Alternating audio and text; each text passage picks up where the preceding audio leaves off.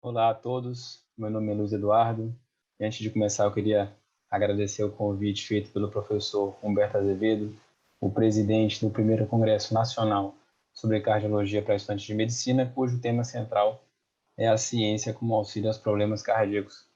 Queria dizer que me sinto muito honrado pelo convite, muito feliz em fazer parte desse grande evento. Bom, antes de começar, gostaria de me apresentar. Meu nome é Luiz Eduardo, eu sou cardiologista com área de atuação em ergometria, titulado em ambos pela Sociedade Brasileira de Cardiologia. Atualmente sou professor de cardiologia da Unifam, sou preceptor de clínica médica do pronto-socorro do Hospital das Clínicas da UFG, sou diretor técnico do Centro de Cardiologia Clínica do Esporte e sou criador do curso Eletrocardiograma do Básico ao Laudo. Antes ainda de começar a apresentação, gostaria de dizer que não possuo nenhum conflito de interesses em relação ao tema que eu vou expor. E a aula de agora vai ser sobre fibrilação atrial. O que é e como manejar. Bom, antes de dar seguimento à apresentação, gostaria de colocar aqui algumas das principais referências bibliográficas que eu utilizei para fazer essa apresentação. Então, nós temos aqui a segunda Diretrizes Brasileiras de Fibrilação Atrial, que foi publicada em abril de 2016. A gente tem também um posicionamento sobre antiagregantes plaquetários e anticoagulantes em cardiologia, foi publicado em 2019 pela Sociedade Brasileira de Cardiologia. E a referência mais atual que a gente tem é a diretriz europeia sobre fibrilação atrial, que foi publicada no ano passado, agora em 2020. Deixa eu colocar aqui o apontador. Bom, então alguns dados que a nossa diretriz traz para a gente. Alguns dados muito relevantes e muito interessantes. A fibrilação atrial é a arritmia sustentada mais frequente na nossa prática clínica, tá? E está associada ao aumento do risco de diversos problemas importantes, como AVC, insuficiência cardíaca e mortalidade total. Pelo menos 1 a cada 5 AVCs tem como causa a fibrilação atrial. E a sua incidência e prevalência aumentam à medida que a população envelhece, dobrando a cada década de vida após os 50 anos de idade. E essa informação aqui a gente pode perceber melhor nesse gráfico trazido pela diretriz nacional. Então, percebam que à medida que a população, que a gente vai envelhecendo, o número de pessoas que apresentam fibrilação atrial vai aumentando, de tal forma que depois da década de 50, na década de 60, a gente vai, a cada década, praticamente dobrando o número de casos, né? A incidência e a prevalência da fibrilação atrial, mostrando que o fator etário é muito importante para a evolução da doença, né? Bom, a diretriz europeia traz ainda um gráfico bem interessante também, mostrando a distribuição da doença ao redor do mundo, de acordo com as cores. Percebam, então, que países que estão em vermelho apresentam mais de 900 casos de fibrilação atrial para cada 100 mil habitantes. Então, toda a América do Norte, países europeus, né? O grupo seguinte, seria esse grupo aqui em laranja, é representado por outros países, incluindo o Brasil. Então, o Brasil hoje apresenta uma incidência, uma prevalência de cerca de 700 a 900 casos para cada 100 mil habitantes, né? O que é algo extremamente importante, principalmente em termos de saúde pública.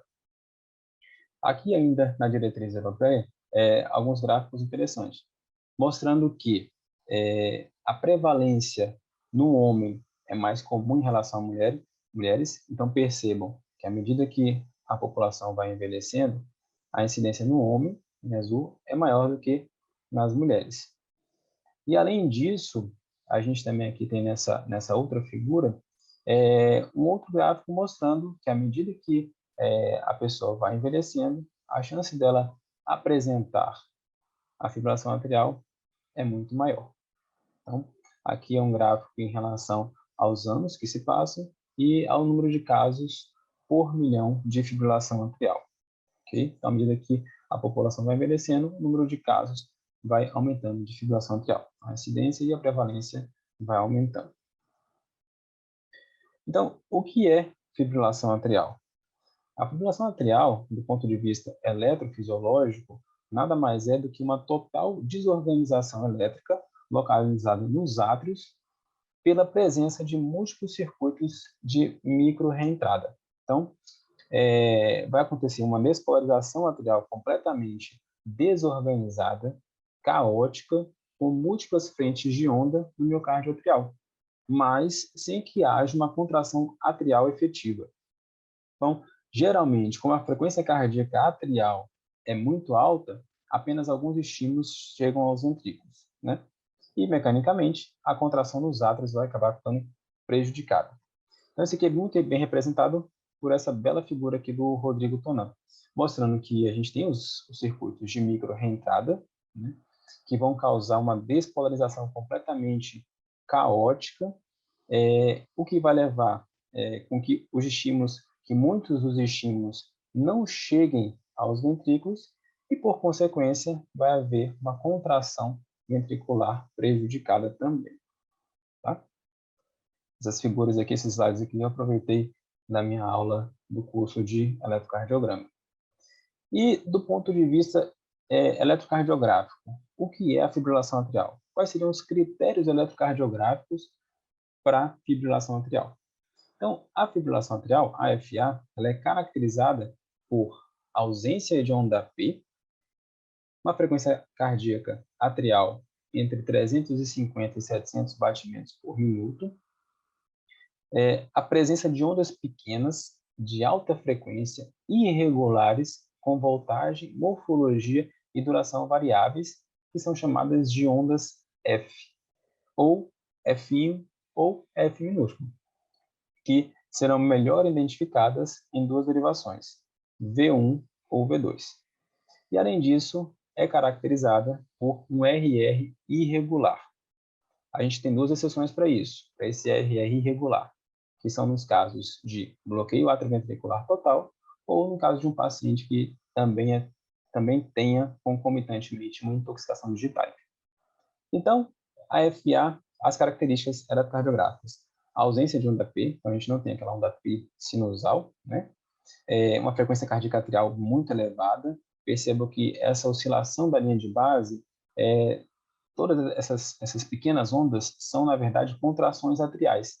Como são muito frequentes, a gente tem uma frequência cardíaca muito alta. Como são muito próximas umas das outras, a gente percebe que é uma frequência cardíaca atrial muito alta, que são exatamente as ondas F, as ondas F minúsculo ou F. E percebam ainda uma das principais características da FA, um RR irregular, né? A sua irregularidade. Tá? Então, esses são os conceitos eletrocardiográficos da fibrilação atrial. Classificação da fibrilação atrial, a mais atual que a gente tem é exatamente pela diretriz europeia, que traz uma divisão em 5 grupos. Então, a FA ela pode ser de primeiro diagnóstico, então, aquela FA que não tinha sido diagnosticada previamente, independente da sua duração ou da presença e severidade de sintomas relacionados. Tá? Então, essa é a FA classificada como primeiro diagnóstico. A gente tem também a FA paroxística, aquela FA que termina espontaneamente ou com uma intervenção em menos de 7 dias do seu início. Então, essa é a paroxística. A FA persistente ela é dividida em 2 grupos. Então, a gente tem a persistente, quando a FA ela se sustenta por mais de 7 dias, incluindo episódios terminados por cardioversão, seja por drogas ou cardioversão elétrica, após 7 dias, com 7 dias ou mais. Só que a gente tem também a FA persistente de longa duração, que é aquela FA que se continua, né, que ela persiste por mais de 12 meses de duração, quando então se decide adotar uma estratégia de controle do ritmo. Tá? E por fim, a FA classificada como FA permanente, que traz tem alguns conceitos novos, né, por essa diretriz, e alguns conceitos interessantes. Então, a FA permanente, ela é quando é aceita pelo paciente e pelo médico, que nenhuma medida a mais vai ser tentada para se restabelecer ou se manter o ritmo sinusal prévio. Então, ela representa muito mais uma atitude terapêutica ao invés de algum atributo patofisiológico da própria FA. E ela não deve ser usada no contexto de uma estratégia de controle do ritmo, seja por antiarrítmico, seja por ablação. Nesse caso, quando uma estratégia de controle de ritmo é adotada, aí a gente deve mudar o conceito, né? Então, ela deixa de ser permanente e passa a ser a persistente de longa duração. Então, isso aqui é uma classificação nova, né? Antigamente a gente tinha basicamente 3, paroxística, persistente e permanente, e então aqui houve um certo refinamento dos conceitos da classificação em 5, né? Então, de primeiro diagnóstico, a paroxística, a persistente de longa duração e a permanente. Em relação aos fatores de risco, a gente tem diversos fatores de risco para o surgimento da fibrilação atrial. Então, a gente tem doenças vasculares, sobretudo no contexto de uma doença aterosclerótica subclínica, doenças agudas, cirurgias, fatores físicos, sejam a inatividade física ou uma atividade muito intensa, perfil lipídico, consumo de álcool, tabagismo, obesidade, a síndrome da apneia e hipopneia obstrutiva do sono, o DPLC, a doença pulmonar obstrutiva crônica, doenças inflamatórias, doença renal crônica, o diabetes, incluindo também o pré-diabetes, aqueles pacientes com hipertensão, mesmo aqueles borderline, né, aqueles pacientes com pré-hipertensão, hipertensão estágio 1, doenças valvares, insuficiência cardíaca e doenças coronarianas. Então, percebam que todas essas situações envolvem, na verdade, um conjunto de fatores genéticos, fatores etários, fatores de etnia e, inclusive, fatores de gênero, né? O sexo. Agora, mais importante dessa figura aqui é perceber que diversos desses fatores de risco são fatores modificáveis. E o que eu quero dizer com isso? Isso significa que muitas vezes a gente não precisa de tratar a fibrilação atrial. Se a gente tratar a condição subjacente, a gente isso vai ser o suficiente para controlar ou até mesmo para extinguir a fibrilação atrial. Okay? Então, são fatores importantes para a gente conhecer nesse contexto que envolve a FA. E como é que o paciente se apresenta? Ele pode se apresentar de 3 formas, basicamente. O paciente pode se apresentar assintomático ou silencioso, né? Obviamente, é um paciente que vai estar estável do ponto de vista hemodinâmico. É um paciente que não tem sintomas, né? Mas ele pode se apresentar também já sintomático.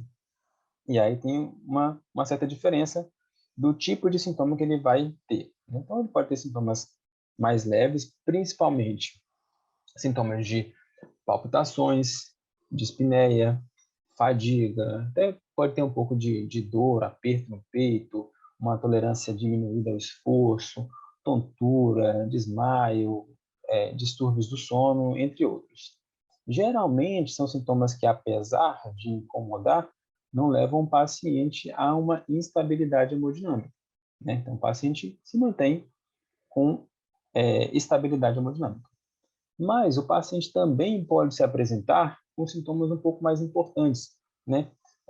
Hipotensão sintomática, o paciente pode ter insuficiência cardíaca aguda, edema agudo de pulmão, pode estar em vigência de um infarto agudo do miocárdio, choque cardiogênico, desmaio, síncope, né? Geralmente são situações que representam uma instabilidade hemodinâmica. Tá? Isso é importante porque o tratamento vai ser completamente diferente daquele paciente que está estável hemodinamicamente daquele paciente que está instável hemodinamicamente. Isso a gente vai ver um pouco mais à frente. Essa figura aqui também é muito interessante, também trazida pela diretriz europeia, que mostra desfechos relacionados à fibrilação atrial, a sua frequência e seu mecanismo. Então, a gente tem, infelizmente, um dos desfechos que a gente pode ter é a própria morte, né? Apesar de pouco frequente pode acontecer, e está principalmente relacionado à insuficiência cardíaca, outras comorbidades e ao AVC. Tá? O AVC especificamente, ele representa 20 a 30% são 20 a 30% dos AVCs isquêmicos são por causa da FA. E 10% dos AVCs criptogênicos também são por causa de FA. Então, um número bastante importante. Geralmente por eventos cardioembólicos ou por alguma comorbidade relacionada à doença vascular. Inclusive, os estudos mostraram que os pacientes que evoluem com AVC isquêmico de origem cardioembólica da fibrilação atrial, geralmente têm uma evolução pior, mais grave, do que aqueles pacientes que têm AVC de outras etiologias. Tá? Daí a grande importância desse aspecto aqui da FA. Pacientes também podem apresentar uma disfunção do ventrículo esquerdo e uma insuficiência cardíaca. Cerca de 20 a 30% dos pacientes com FA vão ter esses sintomas. Então, geralmente, o mecanismo atribuído a esse fator é uma frequência cardíaca ventricular excessiva, irregularidade das contrações ventriculares e, muitas vezes, é a causa primária da fibrilação atrial. A insuficiência cardíaca é a causa primária da fibrilação atrial. A gente pode ter também declínio cognitivo, demência vascular também são um pouco menos frequentes do que os desfechos anteriores, mas pode acontecer. Geralmente está relacionado a lesões da substância branca cerebral, inflamação, hipoperfusão, microembolismos. Outro desfecho muito comum é a depressão. Percebam que quase 20% dos pacientes podem apresentar depressão com a fibrilação atrial, inclusive com ideação suicida, né, o que torna essa doença mais grave ainda, né? Então, sintomas severos e, obviamente, com diminuição, com perda da qualidade de vida do paciente, né? E pode também ser efeitos relacionados às drogas. Além disso, como eu falei, uma queda da qualidade de vida, esse aqui talvez seja o mais importante de todos. Cerca de 60% dos pacientes vão ter uma percepção de piora da qualidade de vida, geralmente relacionado à carga da frequência cardíaca, da fibrilação atrial, comorbidades, medicações, disfunções fisiopatológicas, tipos de distúrbios psiquiátricos, entre outros. E, além disso, o paciente pode ser hospitalizado, né, o que é bastante comum. Até 40% dos pacientes podem precisar de hospitalização em um ano. Tá? Isso geralmente é devido à necessidade de manejo da insuficiência cardíaca ou do infarto do miocárdio, ou ainda de sintomas relacionados à fibrilação atrial, ou ainda complicações associadas ao próprio tratamento da fibrilação atrial, com efeitos colaterais de antiarrítmicos, por exemplo. Então, esses são alguns desfechos relacionados à fibrilação atrial. Bom, antes da gente começar a conversar sobre o manejo da FA propriamente dito, eu acho que vale a pena a gente esclarecer alguns detalhes do que a gente vê nas diretrizes de cardiologia. Na verdade, em praticamente todas as diretrizes da cardiologia, a gente tem esses quadrinhos aqui. Então, vamos esclarecer que são exatamente as classes de recomendação e os níveis de evidência. Então, isso aqui vocês vão ver não só nas diretrizes de fibrilação atrial, mas em qualquer diretriz de cardiologia. E é muito interessante. Percebam, então, o seguinte. Classes de recomendação. Então, a gente tem classe 1, em que a gente vai ter uma evidência e ou um consenso geral de que determinado tratamento ou procedimento é benéfico, é útil ou efetivo. Ou seja, ele é, então, recomendado ou indicado. Tá? Classe 2. Existem evidências conflitantes e ou divergência de opinião em relação à utilidade e eficácia de determinado tratamento ou procedimento. Aí, nessa classe 2, a gente vai ter uma subdivisão. Classe 2A, em que o peso da evidência e da opinião vai a favor da utilidade e eficácia de determinada medida, tá? Sendo assim, esse tratamento ou procedimento deve ser considerado. E a classe 2B, em que a utilidade e eficácia é menos bem estabelecida por opinião ou evidência. Sendo assim, esse tratamento ou procedimento pode ser considerado. Tá? E, por fim, a classe 3, em que há evidência ou um consenso geral de que determinado tratamento ou procedimento não é útil ou efetivo. E ainda, em alguns casos, pode ser até maléfico, pode ser até ruim. Sendo assim, esse tratamento ou procedimento não é recomendado. E aqui, eu particularmente acho que eles foram muito felizes na escolha das cores. Então, percebam que lembra muito um semáforo. Então, o verde, ok, a gente deve seguir com aquele tratamento, né? Vermelho, pare, não faça esse tipo de tratamento para aquele paciente.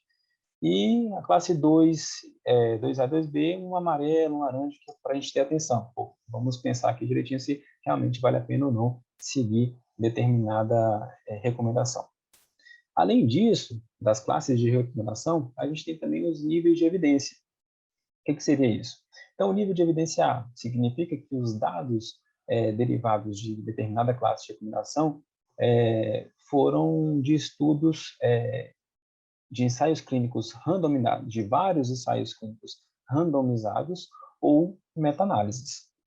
Já o nível de evidência B significa que os dados derivados desse nível de evidência foram por um único ensaio clínico randomizado ou diversos estudos não randomizados, né? Que a gente sabe que tem um peso científico menor do que um ensaio clínico randomizado. E, por fim, o nível de evidência C, em que em que existe um consenso na opinião de experts, ou então estudos pequenos, retrospectivos, ou apenas registros. Né? Então, a gente tem,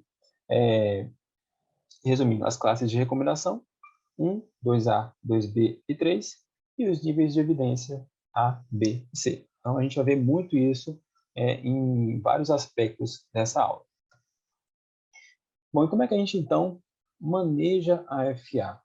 E aqui vem um aspecto relativamente novo que a gente encontra nessa diretriz a diretriz europeia, em que eles foram muito felizes, porque não só tenta simplificar o manejo da FA, como também tenta sistematizar o manejo da FA. Então, eles trazem aqui o ABC da FA. Então, o A seria anticoagulação e a prevenção de um AVC. O B, o melhor manejo dos sintomas. E o C, a otimização cardiovascular e as suas comorbidades. Né? E, inclusive, foi interessante porque, de certa forma, até segue uma sequência de importância. Né? Anticoagulação, manejo dos sintomas e depois a otimização cardiovascular. E é isso que a gente vai ver agora. Em relação à letra A, então, a anticoagulação e a prevenção de AVC. A gente tem o famoso score de Charles-Basque. Aqui, trazido da nossa diretriz mesmo. O Charles-Basque é um score em que a gente vai ter diversos atributos e para cada atributo desse, a gente vai ter uma pontuação. No final, a gente faz a soma e, de acordo com a soma, a gente vai ver se o paciente tem indicação ou não de receber a anticoagulação no contexto de uma fibrilação atrial. Então, quais seriam essas características? Bom, o C seria de uma cardiopatia, mais especificamente uma insuficiência cardíaca congestiva, uma disfunção ventricular esquerda. O H seria de hipertensão. O primeiro A seria de idade. O primeiro A vai gerar 2 pontos. Quando o paciente tiver 75 anos ou mais. A letra D representa o diabetes. A letra S, o primeiro S, na verdade, também valendo 2 pontos, representa o AVC ou o AIT. O V representa as doenças vasculares, né, como infarto agudo do miocárdio prévio, doença arterial periférica, placas na aorta, entre outros. Bom, o segundo A vai ser idade novamente, só que agora numa faixa entre 65 e 74 anos, agora valendo 1 ponto. E, por fim, o último S, que é o sexo, né? E seria o sexo feminino, também valendo 1 ponto. Bom, então, é tão importante essa pontuação que percebam aqui que o paciente, enquanto o paciente com score Chades-Vasque 1 vai ter cerca de 1,3% de evoluir com AVC ao ano, o paciente que tem uma soma de 9 pontos vai ter uma chance de 15% de evoluir com AVC a cada ano. Então, é muito importante essa pontuação. Primeiro fazer esse score e depois ver a pontuação adequada. E isso aqui é trazido pela própria diretriz. Então, percebam, o score Chades-Vasque deve ser empregado em todos os pacientes. Isso é a classe de recomendação 1, nível de evidência B. Pacientes com um score Chades-Vasque igual a 0 não vai ter indicação de trombótica. A gente viu naquela última tabela que a pontuação 0 tinha 0% de chance de AVC. Né? Pacientes com score Chades-Vasque maior ou igual a 2 têm indicação de terapia antitrombótica. Classe 1, nível de evidência A. Ou seja, pacientes com FA com Chades-Vasque maior ou igual a 2 devem receber terapia antitrombótica, a anticoagulação oral. Aqueles com Chades-Vasque igual a 1, a nossa recomendação pela diretriz não tem tanto peso assim. Classe 2A, nível de evidência C. Bom, e como em todo contexto de um paciente que precisa fazer uso de um anticoagulante, a gente precisa de avaliar também os riscos de sangramento desse paciente. Então, na fibrilação atrial não é diferente. E aqui, nesse contexto, existe um outro score específico para fazer essa avaliação de sangramento, que é o famoso Hasbled. Então, a gente tem alguns critérios aqui, e para cada critério a gente tem uma pontuação. Vamos lá. O H seria para hipertensão, vai ganhar 1 ponto. O A seria para uma função renal anormal ou função hepática anormal. Se houver os dois, são 2 pontos, então é 1 ponto para cada. Né? O S de AVC, o B de sangramento prévio, o L de um RNI lábil, labilidade de RNI, o E de idade avançada, no caso especificamente aqui uma idade maior do que 65 anos, e o D é quando o paciente tem abuso de drogas ou álcool. Também nesse caso é 1 ponto para cada. Tá? Então aqui podem ser 2 pontos. Paciente que tem um score de Hasbled maior ou igual a 3 tem um risco muito alto de sangramento. Agora, uma ressalva deve ser feita em relação ao Hasbled. Apesar de ser um score muito bem feito, muito importante, o Hasbled não indica nem deixa de indicar a anticoagulação no paciente com FA. Quem assim o faz é o Chades-Vasque. Tá? O Hasbled, se tiver uma pontuação alta, ele vai dizer que aquele paciente precisa de um cuidado mais de perto, aquele paciente precisa de uma periodicidade maior no seu acompanhamento.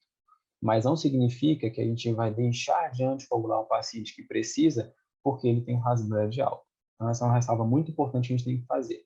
Quem define a anticoagulação na FA é o score Chades-Vasque. Então, vamos aos anticoagulantes, vamos aos fármacos. Né? A gente tem basicamente 2 grupos. O grupo das medicações antagonistas da vitamina K, que é a varfarina, comercialmente conhecida por Marevan, tá? Que, segundo os estudos, quando comparada ao grupo placebo, a varfarina reduziu o risco de AVC em 64% e a mortalidade em 26%. Tá? É utilizado em muitos pacientes ao redor do mundo por diversos motivos.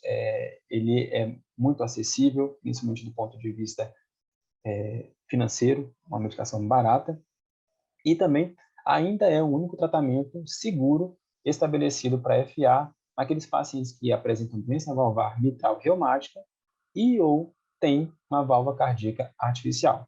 Tá? A gente só pode usar a varfarina.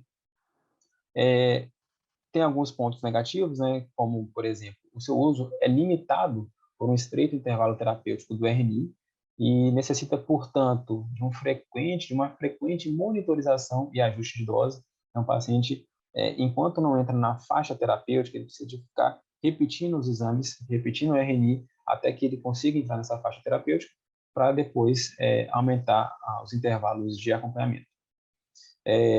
Mas, quando está na faixa terapêutica, que é o RNI entre 2 e 3, mais ou menos, a varfarina é uma droga relativamente efetiva e segura. O outro grupo de anticoagulantes são esses aqui, os NOACs, né? os novos anticoagulantes orais. Apesar de ser uma diretriz nova, já há algum tempo a gente tende a não usar mais essa nomenclatura, porque, de fato, não são medicações tão novas assim. Já tem medicação que surgiu na década de 90, década de 2000. Então, a gente tende a usar hoje os anticoagulantes de ação direta, na verdade, os DOACs, tá? Mas a gente ainda encontra na literatura essa nomenclatura, os NOACs. Bom, então a gente tem a dabigatrana, comercialmente conhecida por Pradaxa, em que a gente vai usar 150 miligramas 2 vezes por dia, exceto naqueles pacientes que têm mais de 80 anos, está em uso concomitante de verapamil ou tem um risco de sangramento aumentado. Aqui é um exemplo de uma boa indicação da utilização do score de Hasbled. Se o paciente tiver um Hasbled alto, ao invés de a gente usar 150 miligramas, a gente vai usar 110 miligramas. Tá?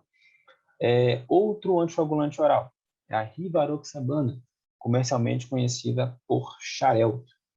E aqui eu faço um parênteses que nessa última semana eu fiquei sabendo da notícia que um determinado laboratório conseguiu quebrar a patente do Xarelto e já está em vias de produção de um similar da rivaroxabana. O que para o paciente é muito bom, porque vai diminuir o custo da medicação. Tá? Bom, a rivaroxabana a gente faz uma dose habitual de 20 miligramas uma vez por dia, exceto com os pacientes que têm um clearance de creatinina abaixo de 50. Para esses pacientes, a gente vai fazer 15 miligramas por dia. Temos também a apixabana, comercialmente conhecida por Eliquis, em que a gente vai usar 5 miligramas de 12 em 12 horas. Em algumas situações, a gente deve reduzir a metade, 2,5 miligramas de 12 em 12 horas, quando a gente tiver o seguinte, 2 de 3 critérios. Então, o paciente tem que ter uma idade maior ou igual a 80 anos, deve pesar menos do que 60 quilos e deve ter uma creatinina sérica maior ou igual a 1,5. Então, se tiver 2 desses 3 critérios, ao invés do paciente usar 5 miligramas, ele vai usar 2,5 miligramas de 12 em 12 horas. E temos ainda mais um anticoagulante oral, que é a edoxabana, comercialmente conhecido por Lixiana, em que a gente vai utilizar 60 miligramas uma vez por dia apenas. Exceto em alguns casos, que a gente tem que reduzir a metade. Né? Quando o paciente tiver um clearance de creatinina entre 15 e 50, quando o paciente tiver um peso menor do que 60 quilos, ou quando estiver em uso concomitante de algumas drogas, como ciclosporina, eritromicina, ou cetoconazol, entre outras. Tá? Então, esse é o grupo básico aqui dos DOACs, ou também NOACs, né? Os anticoagulantes de ação direta. E aqui a diretriz traz um fluxograma muito interessante e muito prático em relação a quando utilizar os anticoagulantes nesses pacientes. Então, qual paciente é elegível para anticoagulação oral? Bom, a primeira pergunta que a gente deve fazer é o seguinte: esse paciente tem alguma válvula aórtica mecânica ou apresenta uma estenose mitral severa, moderada ou severa? Se sim, esse paciente já deve ser anticoagulado de cara, né? Com os antagonistas da vitamina K, com a varfarina. Então, percebam algo interessante. O score de Charles-Vasque, ele não se aplica para pacientes com FA valvar. O paciente com FA valvar, ele, independente do Charles-Vasque, ele deve ser anticoagulado. E detalhe, ele deve ser anticoagulado com a varfarina. Não pode utilizar os anticoagulantes de ação direta, tá? Bom, se a resposta for não, a gente deve partir para o primeiro passo. Qual o primeiro passo? Identificar os pacientes de baixo risco para eventos trombóticos, como AVC. Bom, então, quais são os pacientes de baixo risco? Aquele paciente com Charles-Vasque de 0 nos homens ou 1 nas mulheres. Nesses pacientes, obviamente, a gente não vai precisar de lançar a mão da terapia antitrombótica, tá? Mas, se a gente tiver um Charles-Vasque maior ou igual a 1 nos homens ou maior ou igual a 2 nas mulheres, a gente deve considerar, sim, o uso dos anticoagulantes. Para esses pacientes, a gente também deve fazer, obviamente, o cálculo do Hasbled. E lembrando o seguinte, se o paciente tiver um Hasbled maior ou igual a 3, a gente deve, então, levar essa informação como uma necessidade de um acompanhamento mais de perto desse paciente, um acompanhamento mais regular, um segmento mais próximo desse paciente. E, como eu falei para vocês, um Hasbled alto não deve ser a razão para a suspensão da anticoagulação. Então, o Hasbled não indica ou deixa de contraindicar a anticoagulação. Ele só mostra que aquele paciente deve ser acompanhado mais de perto, caso o Hasbled tenha um score alto. Ok? Passo 3. Então, a gente tem... Desculpa, no passo 2 ainda. Então, a gente tem um paciente com Charles-Vasque de 1 sendo um homem ou 2 sendo mulher, a gente deve considerar a anticoagulação oral. Então, lembre-se aqui, amarelinho da classe de recomendação 2A.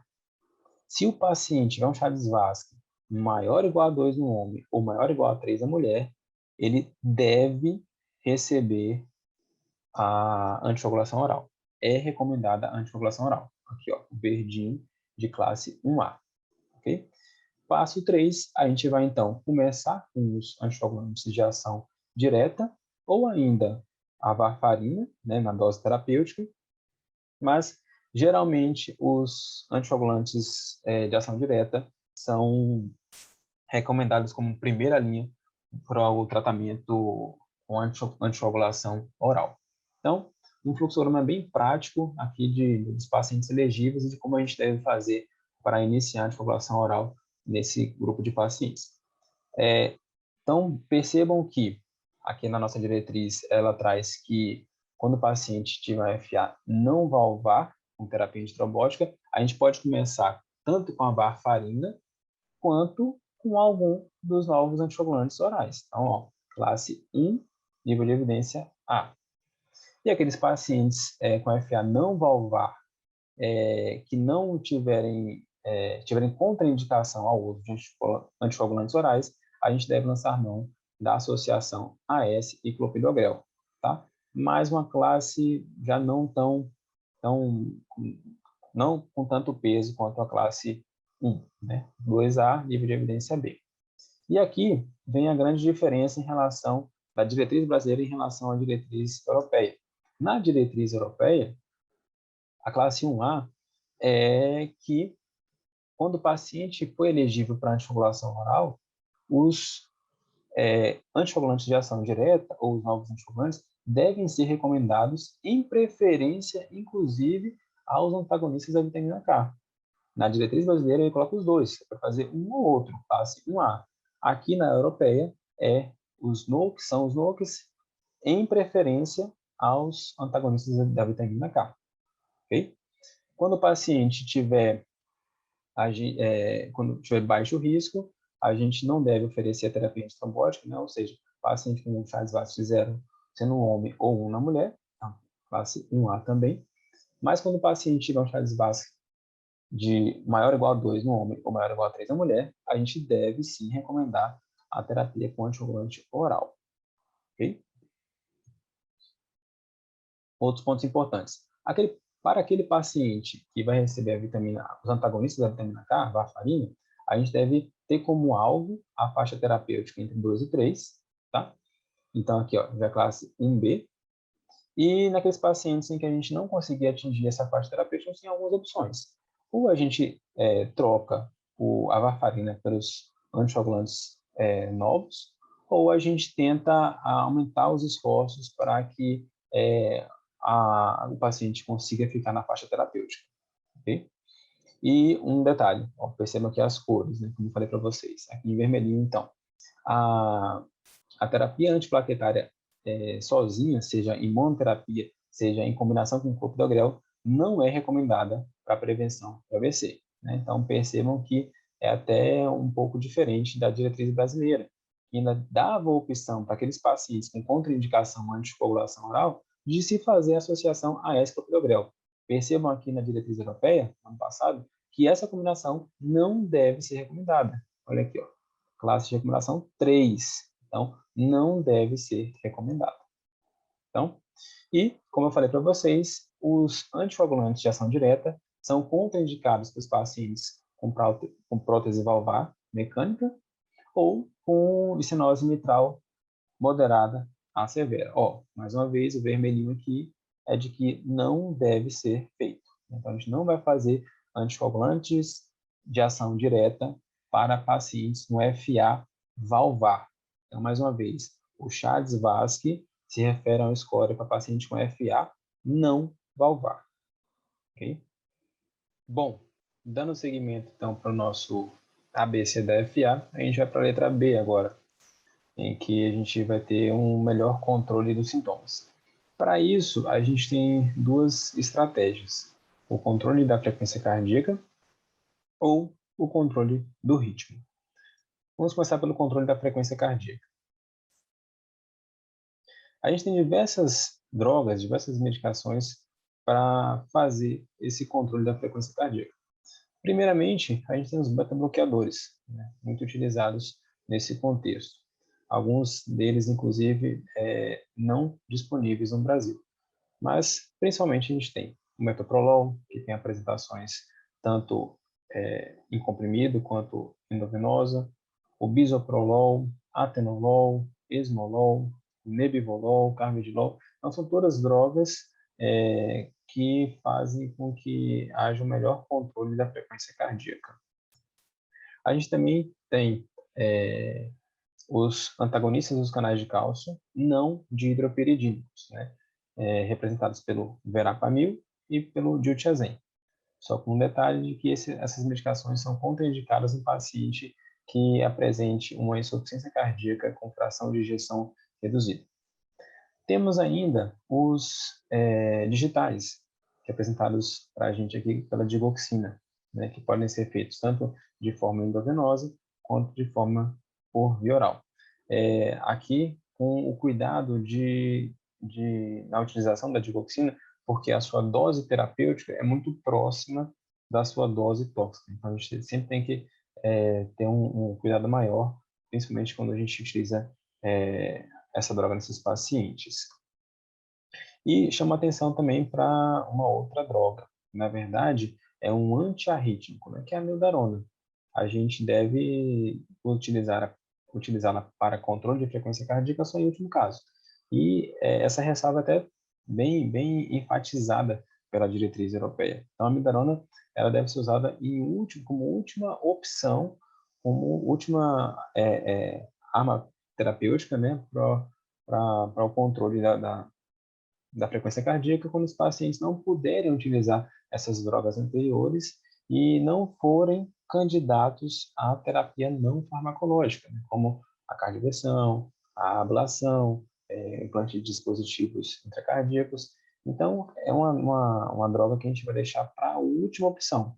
Tá? Então, é uma excelente droga para controle de ritmo, mas para controle de frequência cardíaca é a nossa última opção. E aqui, mais um fluxograma da diretriz, mais um fluxograma bem didático, para nos ajudar na escolha das drogas para controle da frequência cardíaca. A primeira coisa que a gente deve fazer é avaliar as comorbidades. Bom, se o paciente não apresenta nenhuma comorbidade, ou tem hipertensão, ou tem um EC com fração de injeção preservada, a gente vai utilizar beta-bloqueadores ou os antagonistas dos canais de cálcio não dihidropiridínicos. Quando o paciente tem um EC com fração de injeção reduzida, a gente deve utilizar como primeira linha os beta-bloqueadores. Quando o paciente tem DPLC ou asma, a gente deve utilizar como primeira linha os antagonistas dos canais de cálcio não dihidropiridínicos. E quando o paciente tiver um FA ou um flutter com pré-estação, pode ter acima de Wolff-Parkinson-White, a gente deve mandar esse paciente para a ablação. Bom, algumas semanas depois, a gente deve reavaliar esse paciente. E com ênfase nos seguintes aspectos. Houve um controle subótimo da frequência cardíaca, ou seja, a frequência cardíaca está maior do que 110 batimentos por minuto? Houve piora dos sintomas? Ou houve piora da qualidade de vida desses pacientes? Se não, a gente deve permanecer o mesmo tratamento, com as mesmas drogas, para cada um desses pacientes. Se sim, a gente deve fazer alguns ajustes. Paciente com IC com fração de injeção preservada, ou hipertensão, ou sem comorbidades, a gente deve colocar digoxina, e ou beta-bloqueador, e ou os antagonistas dos canais de cálcio não dihidropiridínicos. Pacientes com IC com fração de injeção reduzida, a gente deve fazer beta-bloqueador, e ou digoxina, e ou amiodarona. Aqui, ó, uma indicação de amiodarona. Então, percebam, última opção. E os pacientes com DPLC ou asma? A gente deve lançar mão, então, dos antagonistas dos canais de cálcio não dihidropiridínicos e ou a digoxina. Ok? Bom, se houve o controle dos sintomas, ok, a gente permanece, mais uma vez, com esse esquema de drogas.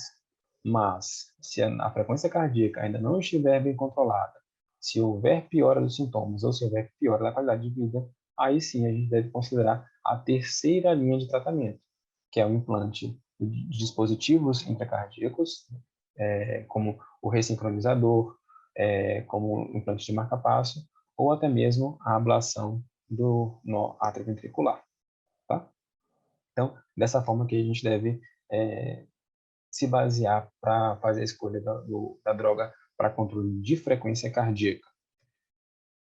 Bom, para controle do ritmo agora, vamos então para uma outra estratégia para melhora do controle dos sintomas, que é o controle do ritmo cardíaco. E essa estratégia é tão importante que ela recebeu uma classe de recomendação 1, nível de evidência A. Ou seja, a terapia para controle do ritmo é recomendada para controle dos sintomas e, principalmente, percebam que melhora da qualidade de vida dos pacientes que apresentam sintomas relacionados à FA.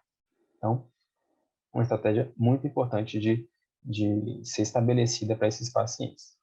E aqui a gente tem algumas opções de drogas antiarrítmicas. Chama atenção para duas, principalmente, que são disponíveis aqui no Brasil. A propafenona, tá? cuja a dose para fazer a cardioversão é de 450 a 600 miligramas. No Brasil, a gente só tem a apresentação via oral em comprimido, a gente não tem a apresentação endovenosa. E a amiodarona, cuja dose de cardioversão vai ser de 5 a 7 miligramas por quilo nos primeiros 30 minutos a 1 hora e 1,2 grama de amiodarona nas próximas 24 horas. Aqui a gente tem as duas apresentações, tem a apresentação tanto endovenosa quanto por via oral. Mas para cardioversão, a gente tem que fazer essa dose aqui. Tá? Cada ampola de amiodarona tem 150 miligramas da droga. Bom, e aqui a gente tem um fluxograma, que na verdade é do nosso posicionamento sobre antiagregantes plaquetários e anticoagulantes, que é muito interessante, que a gente deve, inclusive, utilizar muito nos pacientes quando a gente recebe no pronto-socorro, por exemplo. Ela é muito útil. Então, eu vou dar um zoom aqui para melhor explicar. Bom, então, FA com indicação de cardioversão, seja química ou seja elétrica. Bom, se o paciente se apresentar com instabilidade hemodinâmica, como eu falei para vocês lá atrás, nos tipos de apresentação clínica, paciente que tem hipotensão sintomática, que tem rebaixamento do nível de consciência, tem síncope, choque, cardiogênico. Então, tudo isso representa instabilidade hemodinâmica. Se sim, a gente deve fazer uma anticoagulação parenteral com heparina de baixo peso ou não fracionada e submeter o paciente à cardioversão. Tá? Lembrando que a cardioversão recomendada segundo a ACLS para FA é que a gente comece com 120 joules, ok? Bom, se o paciente não se apresenta com instabilidade hemodinâmica, o próximo passo é tentar saber há quanto tempo o paciente está com aquelas queixas, está com aqueles sintomas. Se a gente tem um paciente com FA com menos de 48 horas, ou seja, o paciente sabe precisar que tem menos de 48 horas que ele começou os sintomas, então a gente pode submeter esse paciente a uma anticoagulação parenteral, com heparina de baixo peso ou não fracionada, e já fazer a cardioversão nesse paciente. Lembrando que a cardioversão pode ser química ou elétrica, no paciente com estabilidade hemodinâmica. Tá? Bom, se o paciente apresenta uma FA com mais de 48 horas, ou que ele não sabe há quanto tempo começou essa FA, o que é muito comum nos nossos pronto-socorros, então a gente tem duas estratégias. A gente tem a estratégia sem o ecocardiograma transesofágico, então a gente vai anticoagular esse paciente com varfarina ou com os novos anticoagulantes por 3 semanas, para depois a gente submeter esse paciente à cardioversão, ok? E aqui tem um detalhe que eu sempre chamo a atenção dos meus alunos, tanto da faculdade quanto da residência. É muito comum a gente ver no pronto-socorro paciente com FA que não sabe há quanto tempo começou, ou seja, então a gente deve assumir que tem mais de 48 horas, que não fazia uso de anticoagulante previamente e que recebe amiodarona. A amiodarona é um antiarrítmico, então você pode acabar fazendo uma cardioversão química nesse paciente. E isso é incorreto. Nos pacientes com FA com mais de 48 horas e que não usavam anticoagulante prévio, a gente primeiro deve anticoagular esse paciente por pelo menos 3 semanas, seja com RNI, seja com varfarina, com RNI na faixa, ou os diretos, para depois submeter esse paciente à cardioversão. Tá? Então, é uma situação relativamente comum, infelizmente, que a gente acaba vendo muito nos pronto-socorros. Tá? Bom, se a gente tiver disponível no serviço um ecocardiograma transesofágico, então a gente pode passar para esse paciente esse exame, já inicia a anticoagulação, tanto com varfarina quanto com varfarina ou com uso diretos, e aí a gente vai partir para a cardioversão. Bom, se o eco transesofágico não apresentar trombos, a gente deve proceder à cardioversão. E depois disso, a gente vai manter a anticoagulação por 4 semanas. Após essas 4 semanas, vai ser de acordo com o Chagas-Vasco. Bom, se por acaso o eco transesofágico apresentar trombo, então a gente não pode fazer a cardioversão nesse paciente. A gente deve submeter o paciente a mais 3 semanas de anticoagulação, ou com varfarina, com RNI na faixa, ou com os novos anticoagulantes de ação direta. Ok? Então, é uma situação relativamente muito comum que a gente pega nos nossos pronto-socorros e que esse fluxograma fica bem explicado em relação ao que devemos fazer para esses pacientes.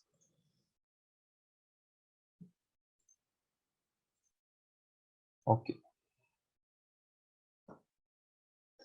Bom, ainda assim, mesmo que aqueles pacientes consigam obter sucesso na cardioversão, alguns deles ainda vão precisar de fazer uso de antiarrítmicos continuamente. E quando que a gente vai saber quando passar ou não um antiarrítmico para o paciente? Porque a gente tem algumas dicas que a diretriz traz. Então, o paciente é sintomático? Os sintomas são importantes o suficiente para justificar o uso das drogas antiarrítmicas? Ou ainda, existem condições associadas que predispõem uma tolerância baixa desse paciente quando ele apresentar os episódios de FA? Se sim, então é um paciente que tem indicação de fazer droga antiarrítmica. Tá? E quando a gente deve começar essas drogas? Bom, usualmente a gente não deve começar no primeiro episódio. Mas, quando a gente o faz, a chance da gente conseguir um sucesso na cardioversão é maior, ok? E quais seriam, então, as drogas que a gente pode utilizar, as drogas antiarrítmicas que a gente pode utilizar nesse paciente depois do controle do ritmo, né? Aqueles pacientes que ainda assim precisam dos antiarrítmicos. Então, eu destaco para vocês 3 drogas. A amiodarona, né? Cuja dose diária deve ser de 3 comprimidos de 200 miligramas por dia, tá? A gente tem também a propafenona, que a gente pode fazer 150 a 300 miligramas 3 vezes por dia. E temos ainda o sotalol, que a gente pode fazer 80 a 160 miligramas 2 vezes por dia. Então, essas são as principais drogas antiarrítmicas para utilizar no paciente com FA, tá? E que precisa dessas drogas antiarrítmicas. Por fim, no nosso ABC da FA, a gente tem a letra C, que é a otimização cardiovascular e das suas comorbidades. Como vocês viram lá atrás, naquele slide de fatores de risco, a gente tem diversos fatores que podem levar não só ao primeiro episódio de FA, como à manutenção da FA. Por isso é muito importante a gente identificar todos esses fatores de risco para poder otimizar essas situações e fazer com que o paciente não tenha novos episódios ou que não tenha tantos sintomas assim. Então, em relação à hipertensão, é importante que o paciente tenha uma pressão sempre muito bem controlada. Em relação à atividade física ou inatividade física, né? É importante que ele pratique atividade física e que não pratique atividade em excesso, que também pode levar a desencadear a arritmia. O diagnóstico da síndrome da apneia obstrutiva do sono é importante também. Em relação ao álcool, se o paciente faz uso regular, é importante que ele cesse ou que ele reduza. Fazer um bom controle do perfil lipídico, parar o cigarro, diminuir o peso. Então, a meta é uma perda de pelo menos 10% do peso, com um alvo de um IMC menor do que 27 quilos por metro quadrado. E também um controle bom da glicemia, né? Uma redução de pelo menos 10% da hemoglobina glicosilada ou um alvo de hemoglobina glicosilada abaixo de 6,5%. E essa otimização desses fatores de risco é algo tão importante que a própria diretriz traz isso aqui com um certo destaque. Classe 1B. Então, a identificação e o manejo desses fatores de riscos é recomendada como parte integrante do tratamento do paciente com FA. Então, não basta a gente fazer anticoagulação, controlar a frequência cardíaca, controlar o ritmo, se a gente não controlar também, não manejar também as comorbidades e otimizar as condições cardiovasculares já estabelecidas, tá? É muito importante a gente ter isso em mente. Bom, para a gente finalizar essa apresentação aqui, então, um resumo do que é o ABC da FA. Então, na letra A, a gente tem a anticoagulação e a prevenção do AVC. Então, a gente vai fazer a identificação de pacientes de baixo risco, né? É o paciente masculino com Chagas-Vasque de 0 ou feminino com Chagas-Vasque de 1. Aqueles pacientes para quem a gente deve oferecer a terapia com anticoagulante, né? Os pacientes com masculinos Chagas-Vasque maior ou igual a 1 e femininos com Chagas-Vasque maior ou igual a 2. A gente deve também fazer a avaliação do RAS-BLED, né? O risco de sangramento, e escolher os novos anticoagulantes orais em relação aos antagonistas da vitamina K. Na letra B, o melhor controle dos sintomas, né? Então a gente deve avaliar os sintomas, as preferências do paciente, né? A qualidade de vida do paciente, isso é muito importante, otimizar o controle da frequência cardíaca e considerar a estratégia de controle do ritmo, seja por cardioversão, elétrica ou química, seja pelo uso de drogas antiarrítmicas, seja inclusive pela ablação. Tá? E por fim, na letra C, o manejo de fatores de risco cardiovasculares e de comorbidades, né? Então, comorbidades e fatores de risco cardiovascular e algumas mudanças no estilo de vida, né? Que a gente sempre enfatiza nas consultas de cardiologia. Mudança do estilo de vida, que é perda de peso, reduzir a obesidade, fazer exercícios com regularidade, diminuir o álcool, principalmente se o uso for abusivo, entre outras medidas. Tá? Bom, então, essa foi a minha apresentação. gostaria de mais uma vez agradecer o convite, dizer que me sinto muito feliz em fazer parte desse grandioso evento, me sinto muito honrado e gostaria ainda de deixar os meus contatos das minhas redes sociais e dizer que eu estou disponível para tirar alguma dúvida, se quiserem mandar e-mail ou mandar mensagem no Instagram, eu estou à disposição. Para mim foi um prazer enorme. Então, muito obrigado e até a próxima.